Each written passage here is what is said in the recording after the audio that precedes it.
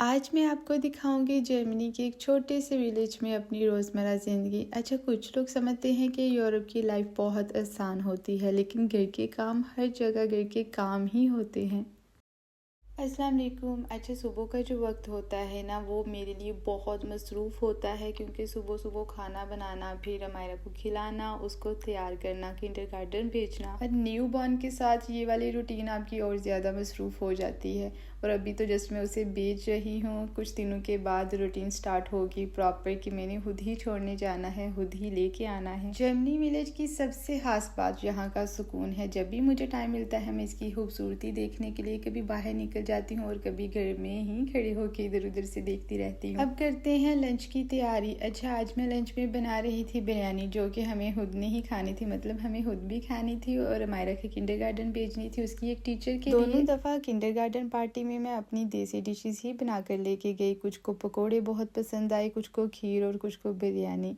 और जिनको बिरयानी पसंद आई थी वो बता रही थी कि उनके हस्बैंड और बेटे को भी बहुत ज़्यादा पसंद है और वो अक्सर ही इंडियन या फिर पाकिस्तानी रेस्टोरेंट जाती हैं ये खाने के लिए। तो हमने उनको कहा कि कोई बात नहीं, नेक्स्ट टाइम हम जब भी बनाएंगे हम आपके लिए ज़रूर भेजेंगे, और उसके अलावा भी जब भी आपका कुछ भी खाने को दिल करे आप हमें बता सकते हैं, हम आपको ज़रूर बनाकर भेजेंगे। फिर आज जब मैं बिरयानी बनाने लगी तो मैंने सोचा कि उनको भी साथ भेजती हूँ, थोड़ी ज़्यादा बना लेती हूँ क्योंकि कम या ज़्यादा से कुछ भी नहीं होता। और वो भी बहुत ज़्यादा थैंक्स, मतलब अभी बनाकर भेजी भी नहीं थी और फिर भी बहुत ज़्यादा थैंक्स कर रही थी और बोल रही थी कि ये बहुत ज़्यादा काम हो जाएगा आपके लिए। अब उनको क्या पता कि पाकिस्तान में हम कितनी बड़ी बड़ी फैमिली से एक साथ रहती हैं और डेली रूटीन में इतना खाना बनना बहुत आम सी बात है वहाँ पर। मुझे खुद भी कुकिंग करना बहुत पसंद है और परदेश में आकर तो आपको मस्ट करनी चाहिए, इससे आपको अपने खानों की भी याद आती रहती है और यहाँ पर हर चीज़ इतनी ईजीली अवेलेबल भी नहीं होती। बिरयानी को मैंने बहुत ही सिंपल तरीके से बनाया। सबसे पहले तो मैंने कुछ खड़े मसाले डाले, उसके बाद उसके अंदर प्याज डालकर उसको थोड़ा सा ब्राउन किया और फिर चिकन डाला और उसको फ्राई किया।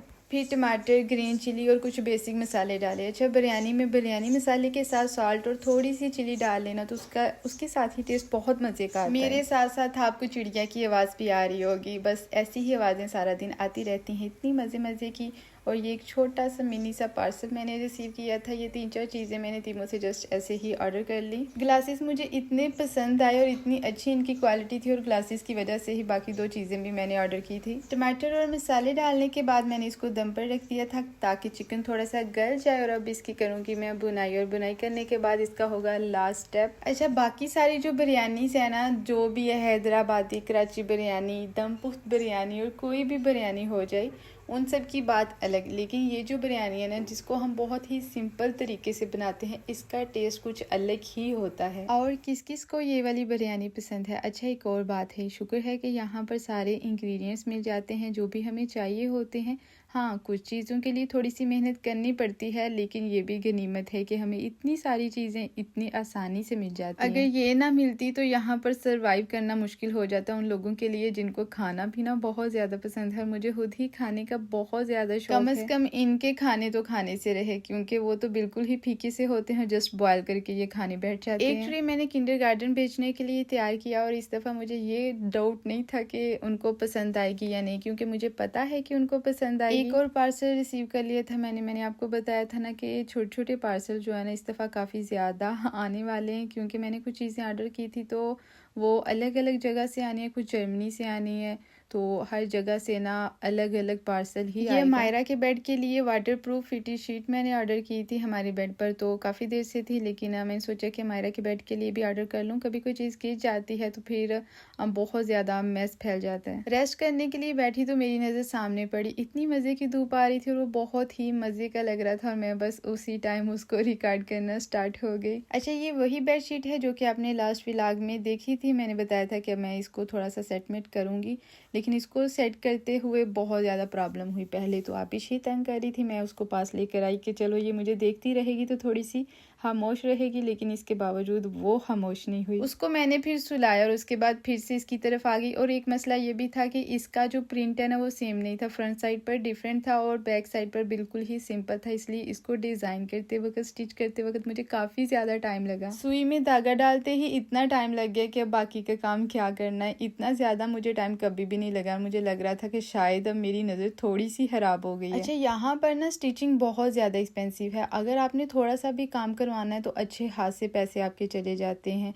बहुत सारी मैंने ख़वातीन ऐसी देखी हैं जो कि पाकिस्तान या फिर इंडिया से कपड़े वगैरह ऑर्डर करती हैं, यहाँ पर स्टिच करके सेल करती हैं, या फिर वहीं से वो रेडी लेकर आती हैं और यहाँ पर आकर सेल करती हैं। और बहुत ज़्यादा काम उनका ये चलता है, क्योंकि घर से बाहर जाते वक्त अगर हम पहन ही लेते हैं दूसरे कपड़े, लेकिन घर के अंदर हम अपने कपड़ों में ही कंफर्टेबल रहते हैं। मैं खुद अपने कपड़े सारे खुद ही स्टिच करती हूँ। यहाँ पर मैंने कुछ तो पाकिस्तान से मंगवाए, कुछ वहाँ से स्टिच करके लेकर आई थी, और शुक्र है कि मुझे स्टिचिंग आती है, नहीं तो बहुत ज़्यादा मुश्किल होता है यहाँ पर खैर अगर आप ज़िंदगी गुजार रहे हैं ना, तो मुझे लगता है कि आपको सारे ही काम आने चाहिए, क्योंकि आपको सारे काम खुद ही करने हैं। पाकिस्तान में तो बहुत ज़्यादा हेल्पर आपके लिए अवेलेबल होते हैं, आपकी अम्मी, आपकी बहन, मतलब बहुत सारे लोग होते हैं। अगर आपको कोई काम नहीं आता ना तो टेंशन नहीं होती, यहाँ पर सारे काम खुद ही करने हैं। इसीलिए मैं कहती हूँ कि यूरोप की लाइफ इतनी आसान नहीं होती, यहाँ पर आपको सारे काम खुद ही करने पड़ते हैं। और मोस्टली दिन यही होते हैं, बहुत ही कम दिन ऐसे होते हैं जब आप घूमने फिरने के लिए बाहर जाते हो,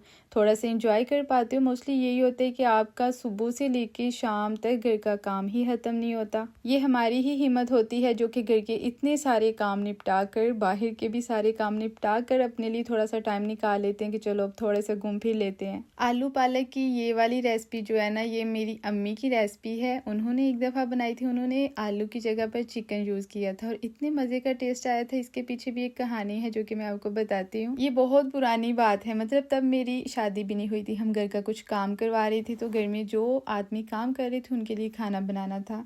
अम्मी ने चिकन लिया और पालक को ना रेंडमली वो कहते हैं कि ब्लेंड कर लेती हूँ। खैर उन्होंने तो पालक को जस्ट ऐसे ही कट करके वॉश करके पहले ब्लेंड किया, उसके बाद बनाया था। चिकन को उन्होंने ऐसे तैयार किया जैसे हम नॉर्मली कोई भी खाना तैयार करते हैं, और तैयार करने के बाद जब वो थोड़ा सा गल गया, साथ ही पालक को ऐड कर दिया, और ये इतने मज़े का सालन बना था, बहुत ही मज़े का टेस्ट आया। मैं बना रही हूँ आलू के साथ, और आलू के साथ भी बहुत ही मज़े के बने। और इसको बनाने के दो तरीके हैं। एक ये जो कि मैं बना रही हूँ, पहले मैंने लहसुन और अनियन वगैरह को ऑयल में थोड़ा सा फ्राई किया, टमाटर और ग्रीन चिली को और पालक को थोड़ा सा फ्राई करने के बाद इस तरह से ब्लेंड कर लेना है, और ब्लेंड करके इसके अंदर स्पाइसेस डालकर साथ ही आलू डाल देना है और दम पर रख देना है, और खुद बहुत ही सालन थोड़ी देर के बाद तैयार हो जाएगा। दूसरा प्रोसेस ये है कि आपने पोटैटो को जिस तरह हम सालन उसका तैयार करते हैं वैसे ही बनाना है, और पालक को एक साइड पर ब्लेंड कर लें, थोड़ा सा पानी उसके अंदर डाल के। आलू की जब अच्छे से बुनाई हो जाए तो इसके अंदर पालक डालकर उसको दम पर रखते हैं, थोड़ी देर के बाद ये भी तैयार हो जाएगा। वैसे ही एक तो ये बनेगा बहुत जल्दी जल्दी, और इसके साथ अगर हम चावल बनाते हैं ना तो चावल का भी बहुत ही ज़्यादा मज़ा आएगा। इस टाइम तो जस्ट हम रोटी ही खाएंगे, बाद में मैंने सोचा है कि मैं इसके साथ चावल भी बनाऊंगी। जब बिरयानी वगैरह बनानी हो ना तो इस तरह का जो जल्दी जल्दी बनने वाला सालन है ना, ये बेस्ट रह जाता है, क्योंकि आपने रात को या फिर सुबह जब खाना